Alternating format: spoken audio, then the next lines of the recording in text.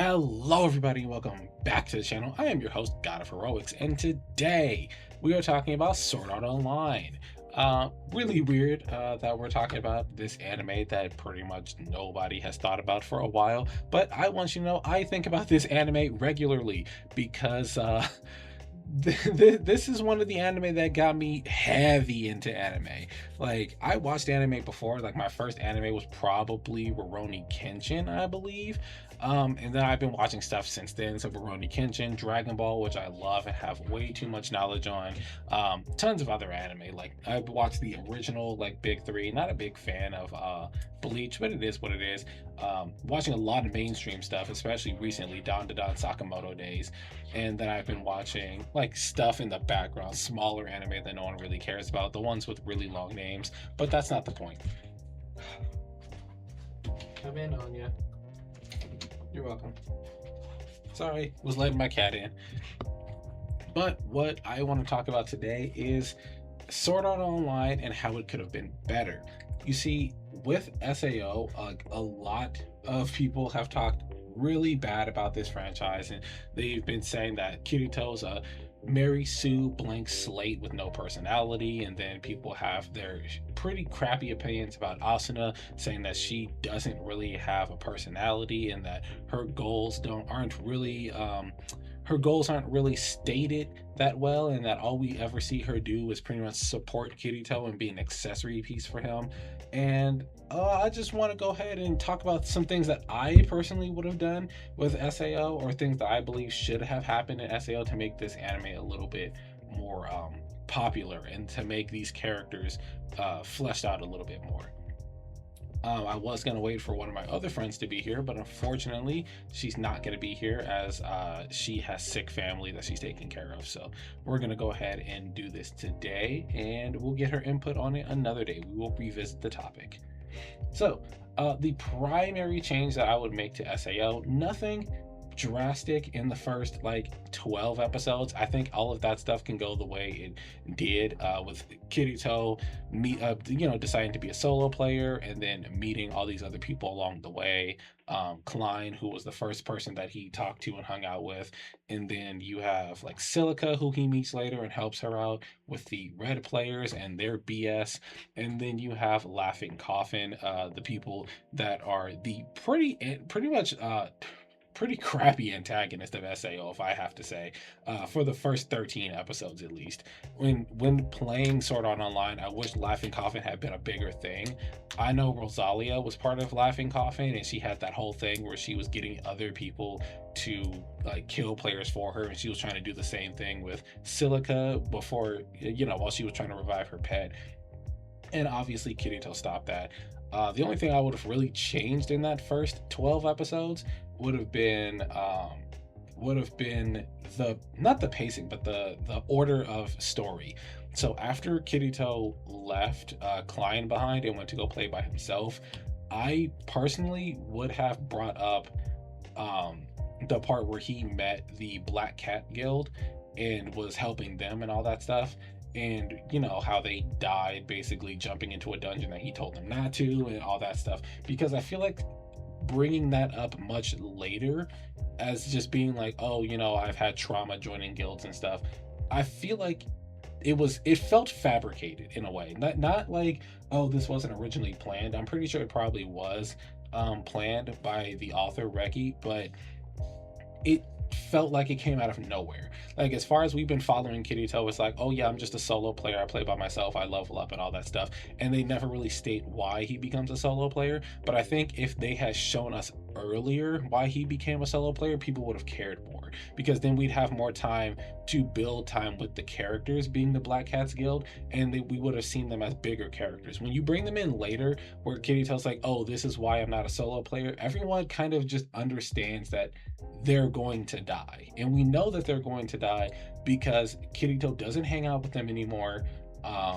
And then on top of that, they seemed very innocent, very sweet, especially Sachi. She was very, very kind. She was a low combat type, so like she didn't really fight.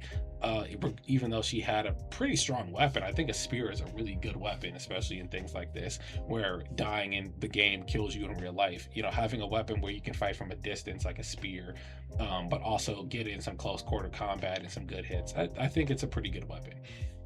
But yeah, if we had seen the Black Cats Guild from the jump, like a little bit after Klein, maybe he could have met a couple people here and there, like maybe do it after Silica, and then he meets the guild and some stuff happens, or maybe right before Silica, because if it happened right before Silica, we could see why he didn't want to team up with her originally, but then eventually, you know, bent the knee because she reminded him of his sister slash cousin, who we'll talk about later.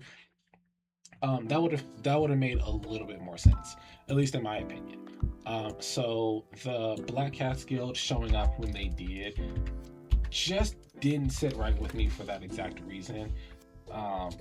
But it didn't necessarily come off in a bad way. The story behind the Black Cat Guild was mostly just them being stupid. It was like, yeah, I understand Kirito was hiding his level and a lot of his knowledge regarding the game and how the game functions, but to be honest, he was giving pretty good advice, and I feel like they should have just listened, especially as he was not really fighting too much, and he was just telling them, oh, do this, oh, do that, oh, this is a good idea, this is a bad idea. With the amount of time he spent with them, which the show doesn't really tell us how much time it was, but they could have fleshed that out a little bit more too, let us know how long he actually spent with them. They should have understood that he's at least a wise source. While he may not have been that strong, even though he was hiding his level, but while they may not have viewed him as strong at the time, it would have made sense for them to at least listen to the kind of ball knowledge that he had on hand, since he knew more about the game than they knew. They were, you know, just some beginner level friends who were together. Butler Cheeto, thank you for joining the stream. Here we go over different characters, deep dives into main characters, side characters, and all of that. And we also talk about world building and power systems. And today we are talking about Sword Art Online. I'm just going over how the story progressed and the changes that I think could have been done to make the series go a little bit better. Somebody lovable snack at your service. Oh man, thank you, Butler Cheeto. I love having stacks on hand, especially when we talk about things of this nature.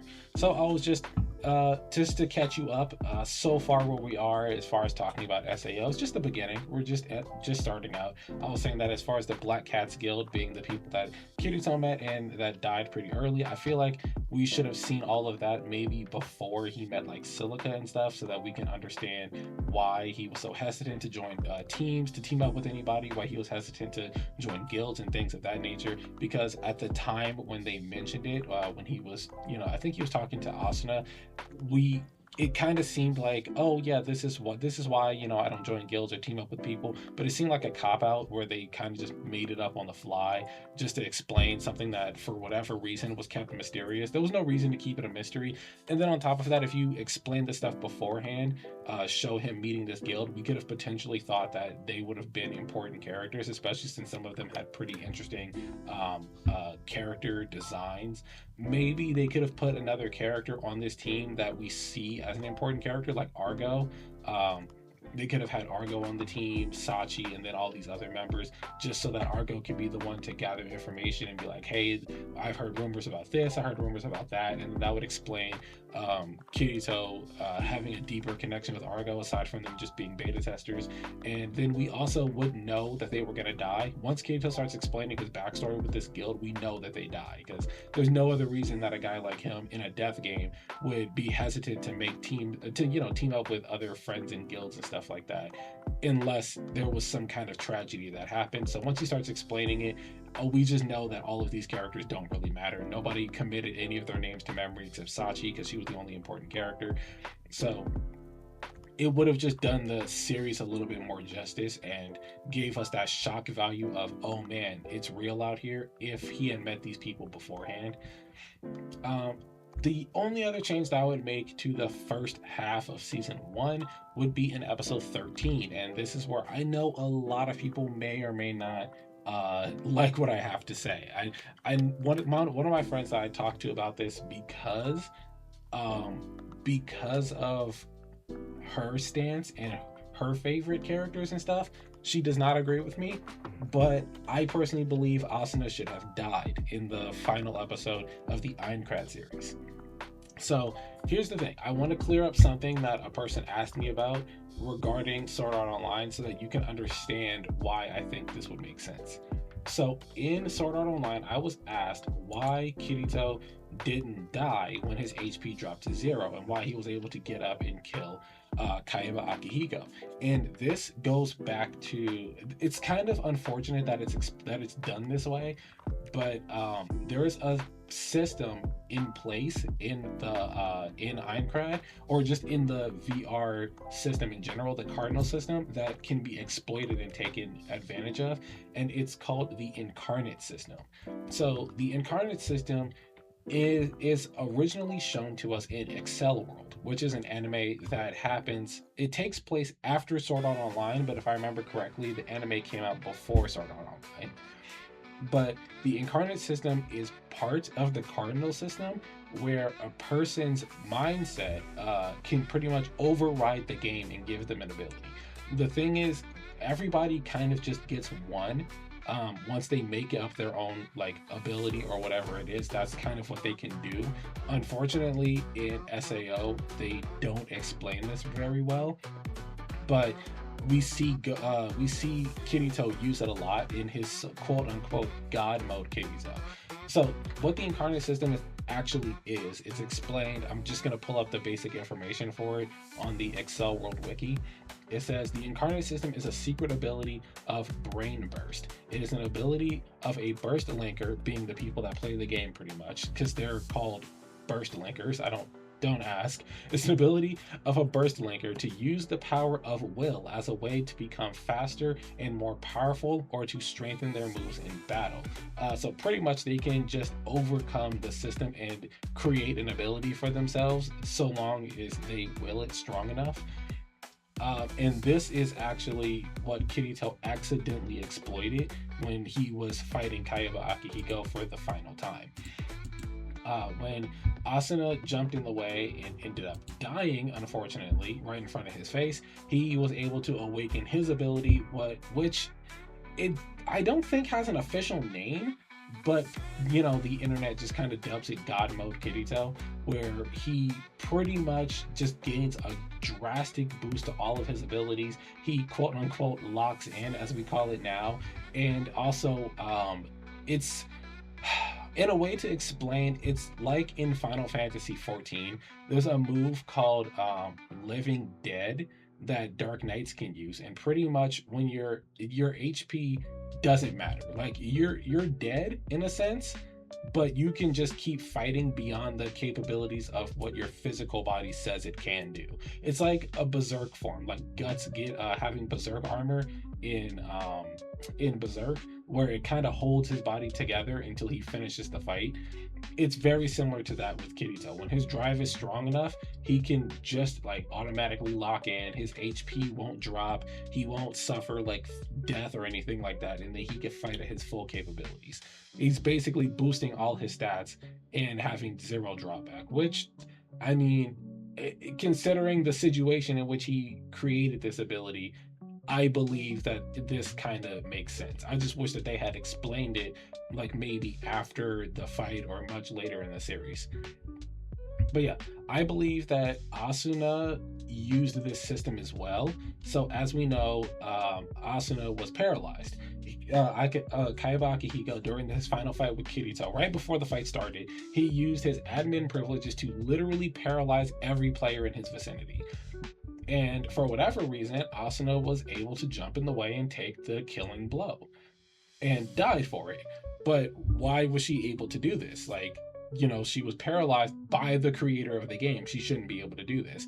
And I believe Asuna's Incarnate system ability that she pretty much made by accident and can never utilize again for certain circumstances is that she was able to bypass pretty much all status ailments that are placed upon you by like a divine being. It may not be like a divine being specific thing. She might just never be affected by status ailments so long as she wills it. but we never see her do this again because she's never put in a compromising situation where a status ailment is the end all be all between her dying or somebody else dying or whatever.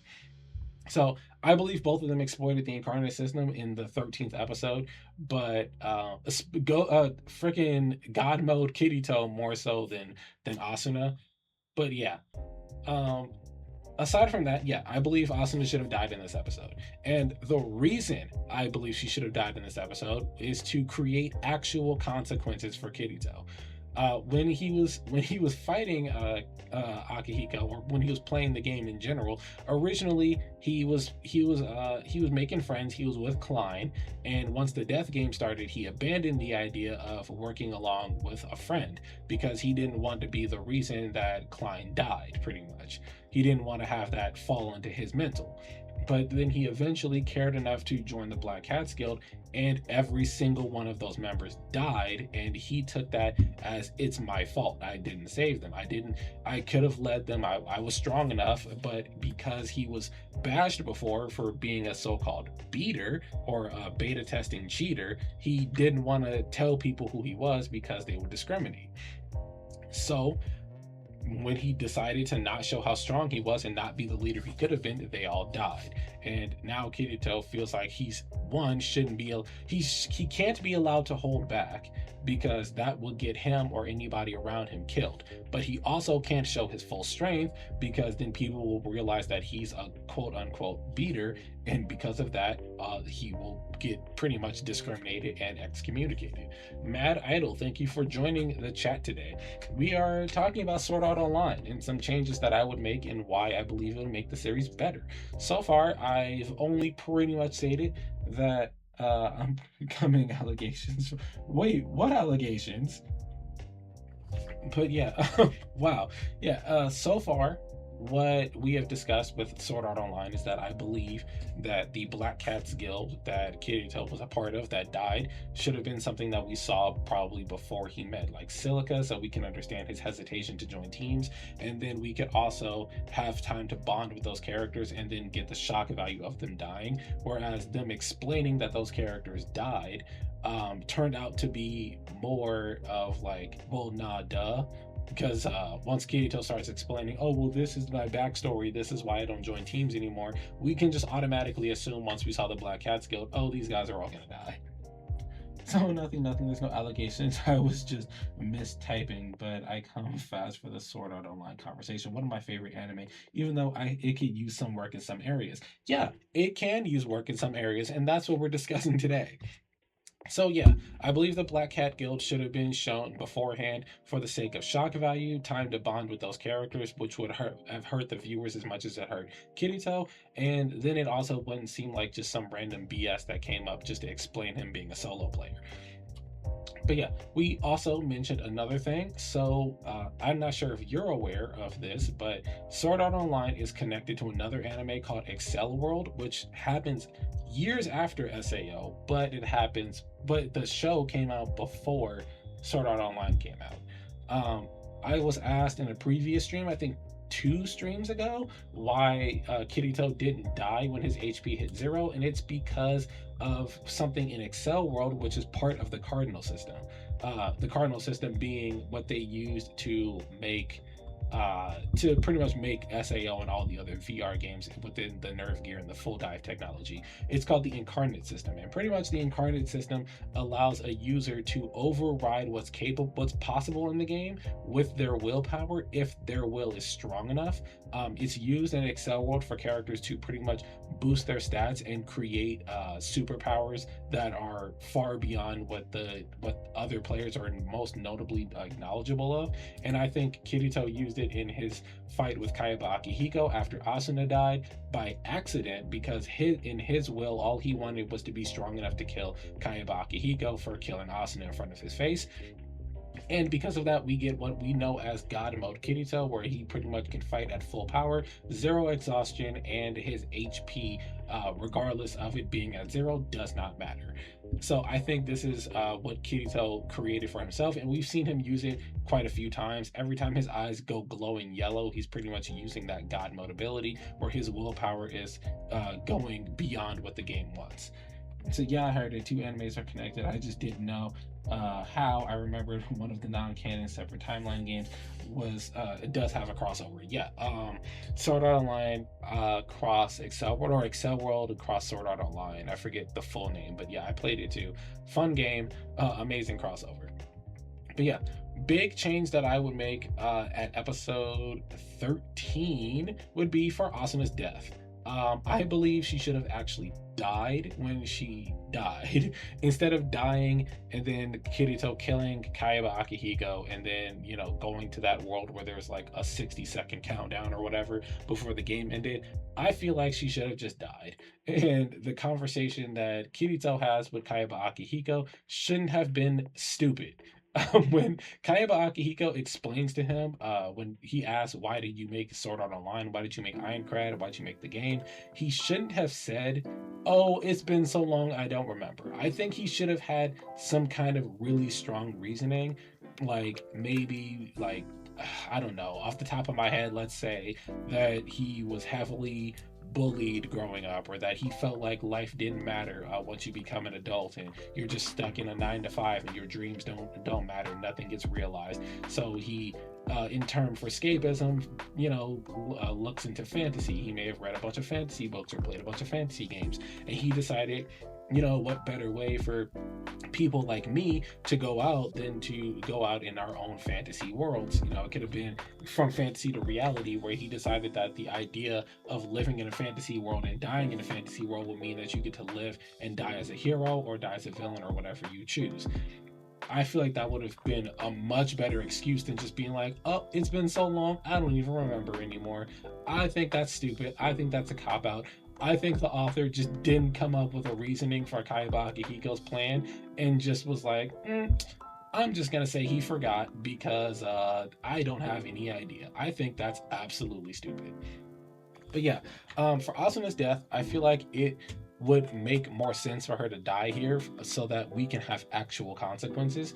Kirito decided to be a solo player so that he wouldn't drag anybody else with him, especially a beginner being Klein, because his experience in the game as a beta tester would put him above and make him an excellent player, but it would get other people like Klein killed because there's stuff that Klein wouldn't understand. And then when he finally opens up and joins the Black Cat Guild, he pretends that he's not a beta tester, which puts him pretty much in a compromising situation where he can't let too much knowledge slip. Otherwise, he will be discriminated against like he was before when he said he was a beta tester and people hated him for it. So in Kirito's mind, it's I either go all out with my full power and be by myself, or I join up with other people and I don't show who I really am and they all get killed for it. Either way, he sees himself in a compromising situation where being alone is the only option for him. But eventually he falls in love with Asuna and he, you know, starts a new life with her. And this is the only person he feels like he can trust, as even when he's just being himself, he's not discriminated against. And on top of that, Asuna is really good backup for him. She's a healer and another fast-paced fighter, much like he is. So it complements his fighting style very well.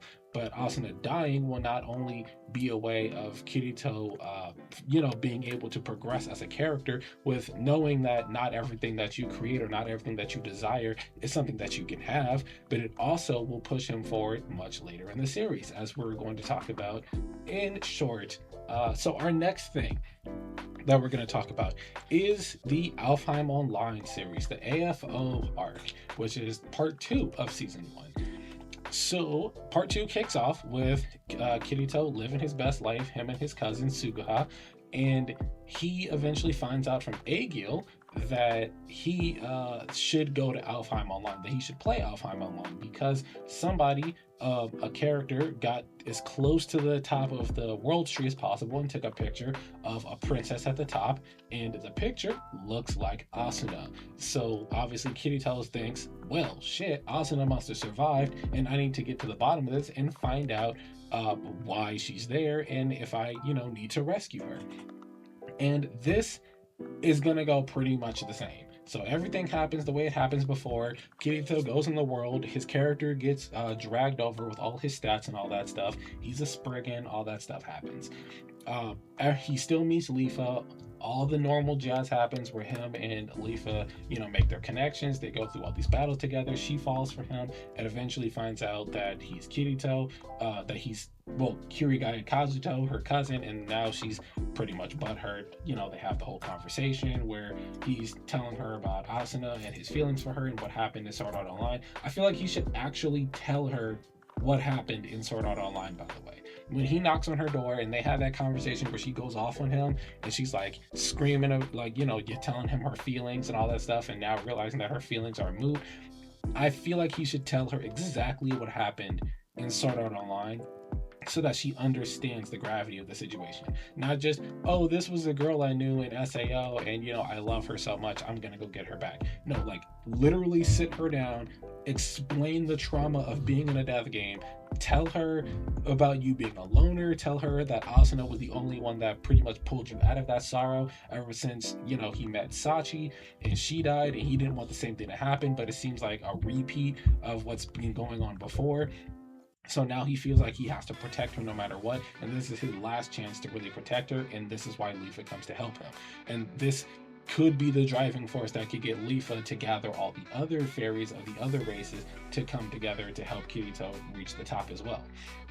So, once Kirito reaches the top, this is the most important thing for this series. Because remember what I said, Asuna is dead. So all of that stuff that happens in between where we see Asuna trying to escape and all that stuff, none of it happens. None of that is going to happen. Like, we don't see any of that. All we know is that Asuna is at the top of this tower. Yui has information that she's at the top of the tower because she sees that her mom's code is in the game. The code for her profile is in the game, and they know where it is. They just need to get to it. So all the normal stuff happens. They get to the very top. He finds Asuna. She looks at him, super happy and everything. And then we get the reveal of the main villain, who is King Oberon, otherwise known as Sugo in real life. So, like I said, all the stuff before happens where Kirito goes to the hospital and meets Sugo. All of that happens. And now we get the real explanation of what's been going on and why Asuna's here. This Asuna is not real. Sugo explains that at the end, when Kirito felt like he was saved in SAO, and everybody else got pulled out the game who was still alive, Asuna never made it back. Her coma state never faded, and she ended up just dying. She never woke up. So what he did was he took a full copy of her profile. Since he wanted to marry her so much, he was obsessed with her and had the arranged marriage with her dad. He was so obsessed with her, he's so insane and crazy that what he did was made a full copy of her character in detail, full detail, so that he could have her. Remember, his obsession with Asuna was so insane that he was literally sniffing her hair while she was in a coma. So this guy, this weirdo, absolute crazy motherfucker, would have copied her character, put her into his game, trying to make her his queen. The only problem here is that she's very resistant towards him because since he copied everything from her profile, she also had her personality and the way she behaved in the game, and he ended up copying a bit of that. So now she acts like the real Asuna and is still rejecting him like she did in the real world. And what he's trying to do is basically reprogram her so that she's completely in love with him. I can never forgive that girl's parents for marrying her off to a psychopath. Like, come on, like, he didn't give all the red flags whatsoever. Yeah, he gave all of the red flags. And what I didn't like was that her family was pretty much just doing it because he was just another rich guy, pretty much. And they wanted, her to stay with a rich guy. Chi, thank you for returning to stream. This is, your second time here? I'm so glad that you're here. I could be wrong. It might not be your second. But yeah, today we are talking about SAO, talking about the changes I would make. And so far, Asuna is dead. And Kirito's backstory just happened a little bit earlier than it did in the actual anime. But yeah, Asuna is dead. Kirito made it to the top of the tower in Alfheim and found out that the fairy king Oberon, or Sugo is his real name, basically made a copy of Asuna from her profile in Sword Art Online to try to recreate her in his game as his queen, because he feels that is the only way he can have her, and he is entitled to her. So Kirito does what he does. He fights this guy, and he defeats him, but not in the same way that he does in the anime. Instead of Kayaba Akihiko just magically showing up and giving him admin privileges to pull whatever weapons he wants, Kirito instead taps into the incarnate system again, basically through sheer will of force, and through pretty much using his God mode Kirito abilities is able to defeat Sugo, even though he keeps using admin privileges to pull out stronger weapons like Excalibur, and he might have some other weapons in his arsenal that he could use, pretty much using different legendary weapons from different races, and Kirito just keeps countering him and getting in good hits on him, and eventually kills him because, you know, Kirito has way more expertise in this game, and his God mode would basically allow him to just bypass just infinite bullshit. So he would eventually kill Sugo in the game. And with this, he would also know that maybe, he would also, want to go see Asuna or see her body, because last time he saw her, she was still in the hospital bed when he was talking to Sugo, who pretty much was telling him, oh, I own her now, which was the red herring that this BS was going on. But he's going to go see her because he's wondering, is her body still there? Do people still think she's alive? And he thinks, maybe since he's copying her profile, that if her personality is still there, maybe she's still alive. He just wants to confirm it for himself. He wants to know if she's still alive or not. So that's when he goes to the hospital. Sugo attacks him in the parking lot. They fight, blah, blah, blah, blah. Kirito defeats him again, and the guy gets arrested because he's a freaking weirdo and a psychopath. Then he gets in there, finds out that her body's missing, and the nurse literally, like, there would actually be a nurse there. I don't know why there was nobody in the building. That was weird. But the nurse would pretty much tell him, like, oh yeah, she passed away a couple months ago, and her family came to get the body so that they could have her buried. He finds out where she's buried, and he goes to her burial site, has a final talk with her, kind of like people do with their parents when their parents are dead. You just go to the grave and have a conversation with them, and he would talk, and he would finally be able to process what's been going on. He would actually process his trauma. He would actually break down and cry, talking to Asuna, telling her that he misses her and that he tried so hard, and he wanted to save her and all this stuff, and that he slipped up and blah blah blah blah, the normal stuff. And that's where season 1 would end, with Kirito actually processing his grief and deciding that he's done with VR games, that he doesn't want to do this anymore, that he feels like because of what's been going on, he's putting more people in danger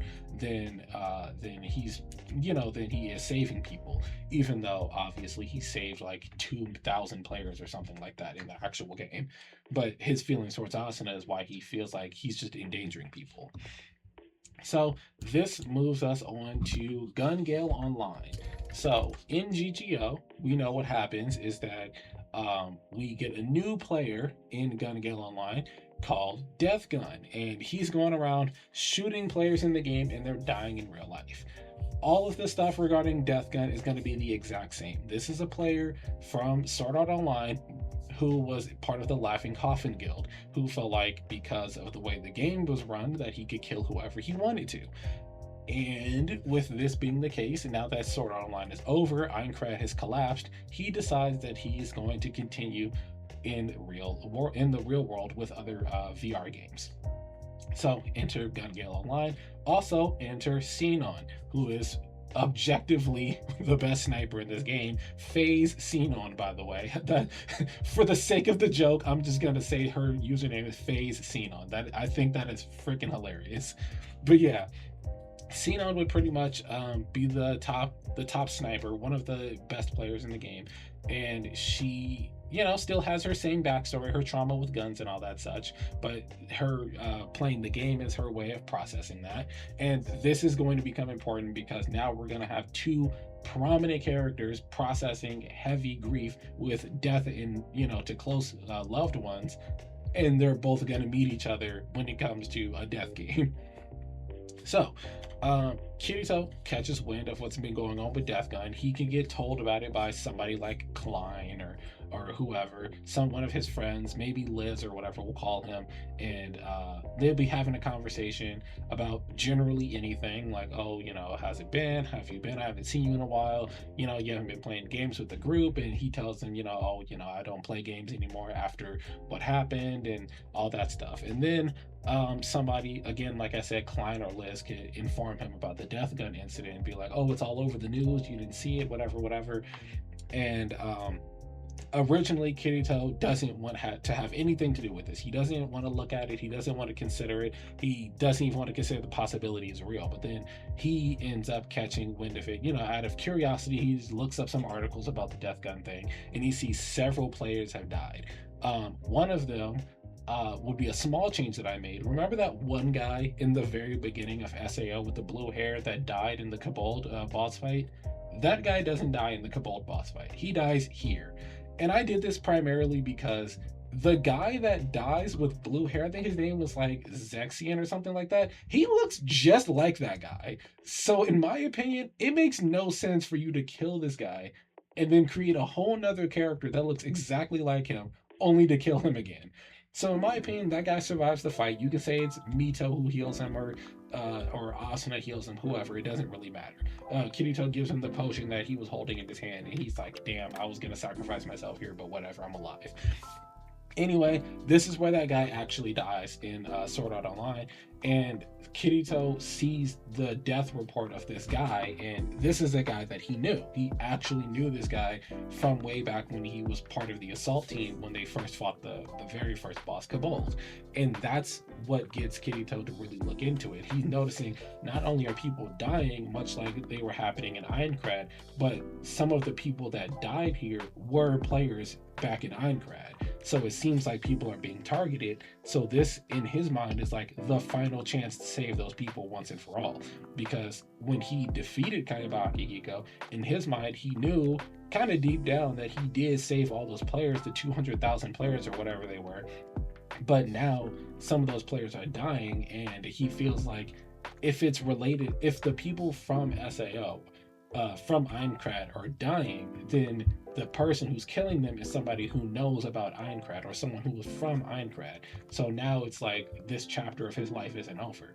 So he's going to go back into the game, and then this is the point where he decides, I'm going to do some investigation, find out what's going on, see who this Death Gun guy is, find out who he could possibly be, and and I'm going to help out trying to defeat him. Obviously, same thing happens.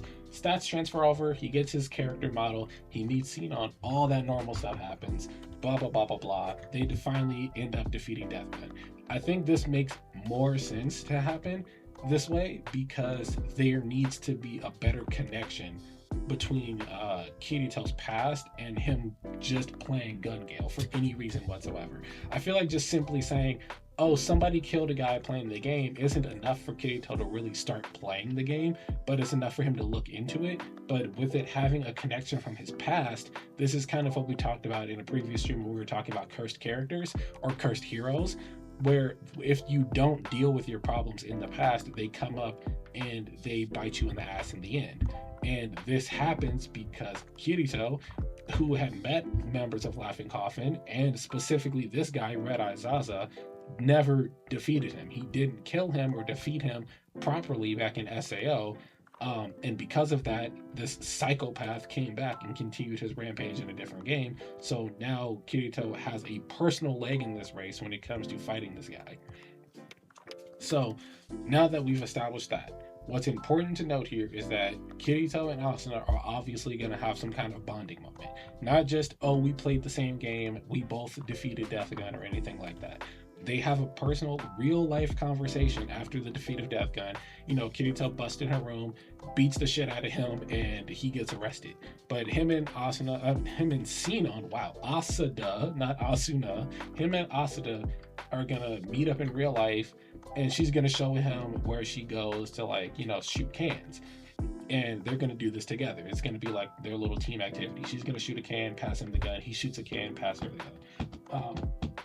And during this time they're going to talk about their actual trauma, like they're going to go in detail and talk about what's going on. And Kirito is going to explain to her what happened in SAO. She's going to explain to him her backstory, seeing people get murdered and all that stuff, and why she has trauma around guns and all this.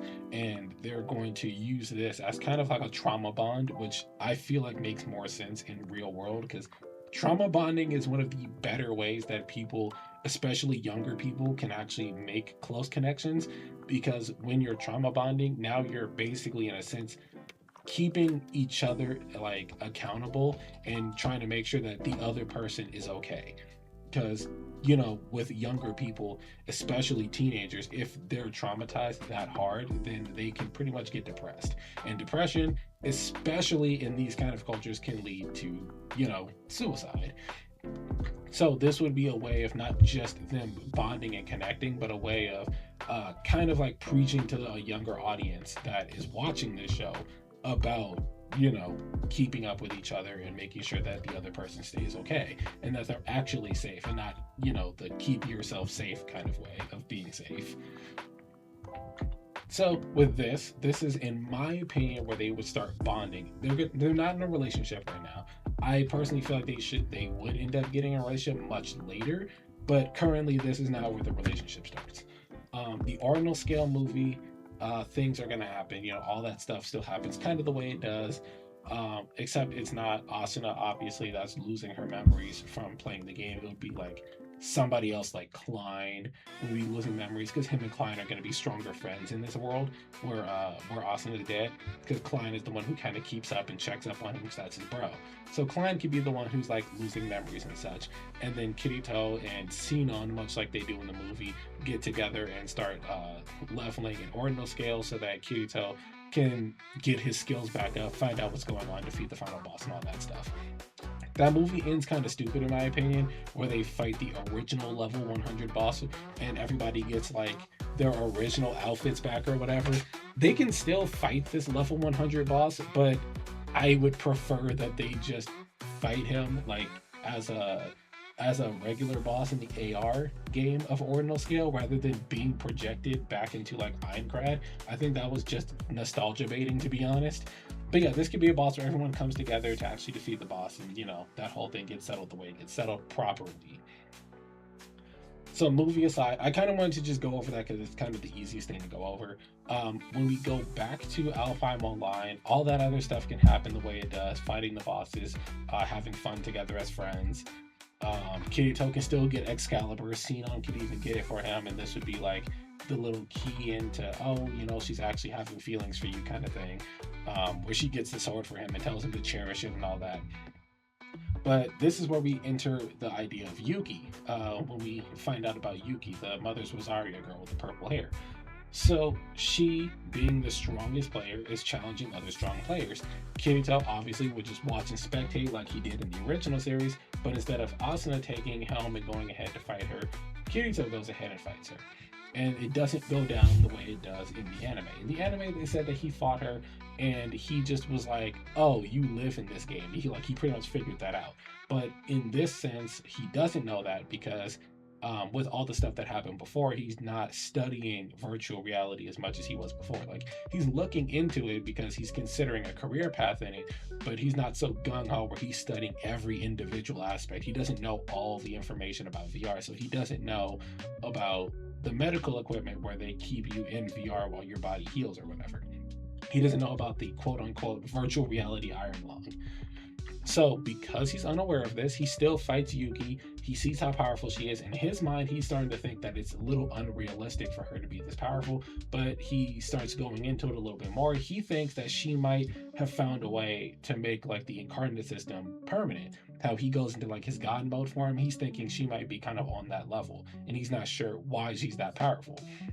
So he still goes around, he looks into all this stuff. He's trying to find out how to get stronger and all that stuff. He's trying to find out how to exploit the system better. He goes on a whole training arc, and he even gets a little bit of a pep talk from Sinon, because he explains to her that he pretty much feels hopeless. It's not the same as when he was back in SAO, where, you know, like people are dying or whatever. It's not the same as Gun Gale, where people are dying and it's worse than SAO. At this point, he's like, I feel like I might have peaked. I might be as strong as I can get, and somehow this player who uses the same weapon as me is pretty much showing that there's something beyond what I'm capable of, and I don't know how to reach that. And he starts getting a little discouraged. So Sinon gives him the pep talk, telling him that not everything, not everything's all cut and dry. Not all players are built the same. There might be something that he just hasn't realized, or maybe it's just one of those things where, like when it comes to actual combat, when it comes to like explaining or communication with people, some people learn better in combat. Like we've seen in multiple anime where they're saying that like talking to people doesn't always work, but you have to fight them instead. So Kirito goes back in, he dual wields, he uses all his abilities. At some point, when he's about to lose the duel, he even goes into his god mode and he fights Yuki. Yuki does get a little bit on the back foot in this fight. This is the final fight that they have. So she is like on her back foot a little bit, but she finds a way through. Kirito activates Eclipse, not Starburst Stream, because Starburst Stream, according to the games, is actually not the final ability of dual wielding. It's an ability called Eclipse, which is a 20-30 hit combo, because I think Starburst Stream is a 16. Eclipse is a 20 hit combo, I believe. I might be wrong. I'll go look at the game and find out later. But anyway, he activates Eclipse, which is a new skill that we've never seen in Sword Art Online as far as the anime goes, by the way. So from what we can tell, Kirito's training did work out. He did get stronger. He's fighting. He's actually even using Excalibur, by the way. He's utilizing the sword in combat. And Yuki pretty much has to just lock the hell in, and she blocks as much as she can. She gets hit a lot, but then her and Kirito are pretty much down to like a one hit. Like whoever gets the next hit wins the duel. And she activates Mother's Rosaria while Kirito is like halfway through Eclipse, and she uses the strikes from Mother's Rosaria to block and parry some of Kirito's attacks, and then she gets in her attack before Kirito. She's just a little bit faster than him.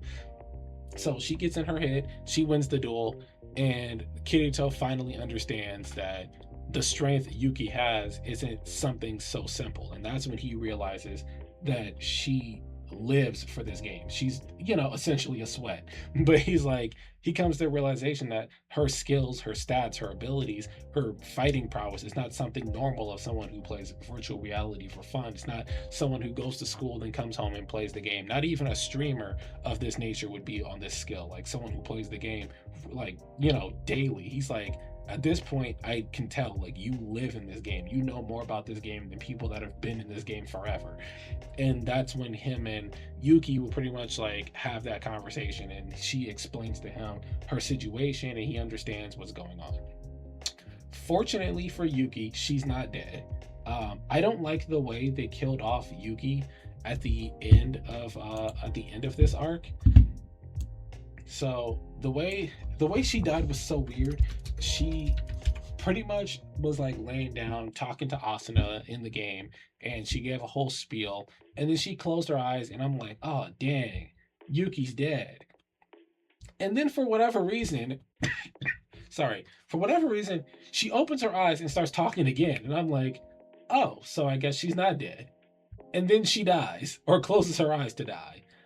And then Asuna starts talking, and then Yuki starts talking, and I'm like, girl, I thought you were dead. And then they do this moment where like a bunch of players from different fairy races all come together, and they like talk to her and bow their heads and all that stuff. And then she finally dies with this beautiful scene. That was dumb as hell. So for the sake of this, I'm gonna go ahead and say that she doesn't die.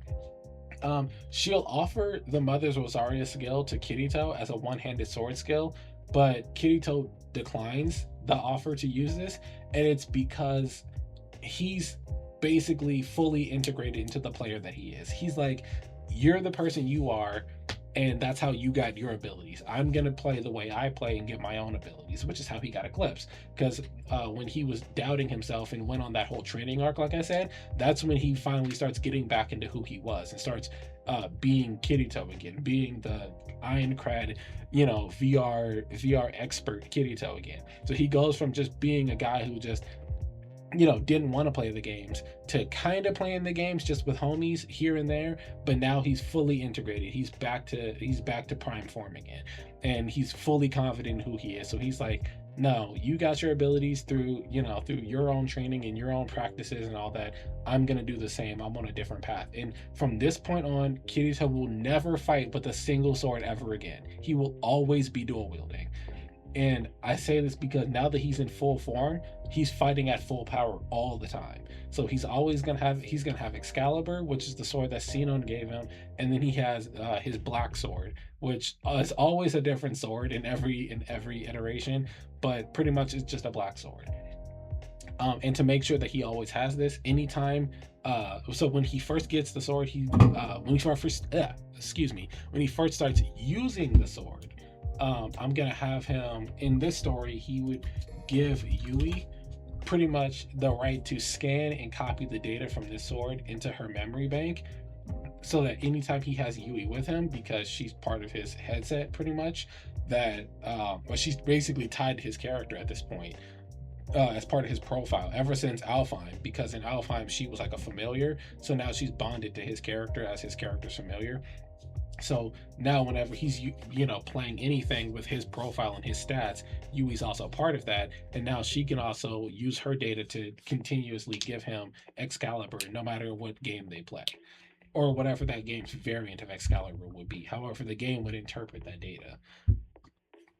So now that that's said and done, the only change that I want to make to the Alicization, it's one simple change, and it's at the very end of part 2 when they have that war, and Asuna shows up. It's not Asuna, it's Yuki. That's the only real difference. So Yuki does get better, obviously. I mean, she had like, what is it, AIDS, unfortunately, but because of the continued changes in technology and all that, Yuki is going to get better. She's going to get better enough to be able to move and all that stuff. So instead of Asuna being in the story where she is walking with Kirito and then he gets attacked and all that stuff, it's Sinon with Kirito.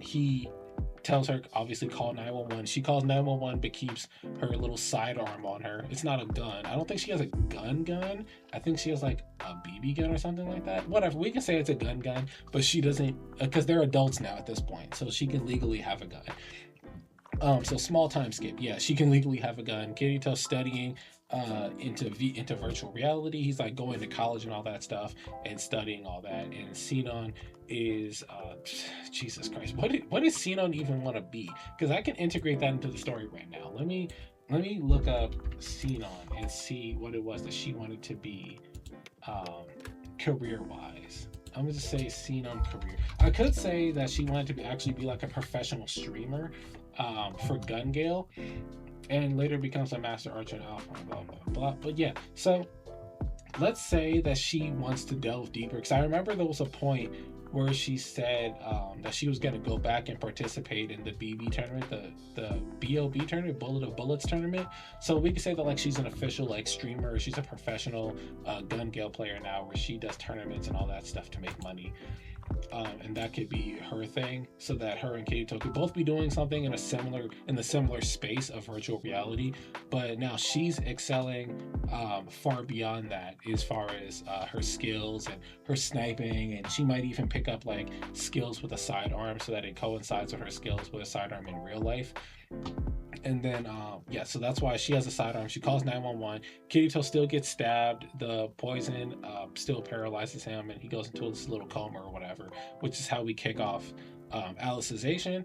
But then also, let's say, because Sinon has her sidearm, she gets scared after he downs Kirito, and she shoots him like in the leg and downs him. And now he can't hurt her, but the police show up and arrest him, that guy that basically attacked her. Aside from that, everything else still goes the same way. Kirito still went into Alicization, had the little kid form or whatever, and then he comes back, talks to Sinon about it. Then he goes back into Alicization after he goes into his coma, because that guy picks him up, takes him onto his little boat or whatever. I say little boat, it was a ship. It was basically a warship. But all that stuff still goes the same way. The only difference is now that Yuki and them get involved when Klein and all of them decide that they're gonna join in the game to help out Kirito, and you know, all the stuff that happens with Asuna talking to that one girl and getting credentials to go into the boat to see Kirito. It's now Sinon doing that, and then instead of everybody else joining in, Sinon joins in first instead of Asuna, and she's like the god archer that she is, because all her skills and stats from the BOB tournaments have officially crossed over into this game. So hold on, Alicization Sinon, just to get her little model up. It was pretty cool. Yeah, so we get this like god archer Sinon pretty much, who comes in and is like backing up Kirito while he's pretty much trying to recover. She's fighting the war with everybody else, and you know, Kirito awakens and defeats the boss the way he normally does, but this time he's himself again. He's his fully realized self, as strong as he could ever be. Maybe not as strong as he could ever be, because there's still other games to play and stuff, but all of his stats have fully crossed over. He has his he might have his, I don't care which outfit he has. I pretty much do like his Alicization look. I don't have an issue with his Alicization look, but his Ironcrad self is pretty much where Kirito kind of gets his most nostalgic look from, I suppose you could say. And Yui being there as like his familiar in a sense would pretty much give him like his Ironcrad look, just for the sake of nostalgia, just for a little bit of funsies. And then he would also have the sword that Liz gave him, not the Elucidator, but he would have the sword that Liz gave him, Repulsor, and it would be fully fixed and like strong as hell. And now that he's in God mode, the sword basically is unbreakable. And then he would have what's the sword? Excalibur. So he would have the sword that Sinon gave him as pretty much a token of their relationship at this point, and then he would have the sword that Liz gave him, which is pretty much how he ended up starting his relationship with Asuna. So the sword, he would have two swords representing the two different parts of his story arc in a sense, and he would win the fight with that and continue his studying with the guy, what was his name, Kiruka, the guy that he was studying VR with, whatever his name was. He would still go to college and then intern with that guy and all that stuff. And I think that would be a pretty good way to kind of like end Sword Art Online, or keep it where it is. I don't care for progressive really with Mito. After they end in Aincrad, I really don't care where Mito goes. Maybe we can say that Kirito meets Mito in real life when he goes to Asuna's grave and talks to her to process his grief and all that stuff. Maybe, sure. Because I'm sure at this point he still visits her grave. Even though he's moved on and he is fully grieved, it doesn't mean he can't, go see her grave and all that stuff. So yeah, that's pretty much why I think the Sword Art Online story should have gone. Let me know what you guys think in the comments below. And I will definitely see you guys in the next one. Peace.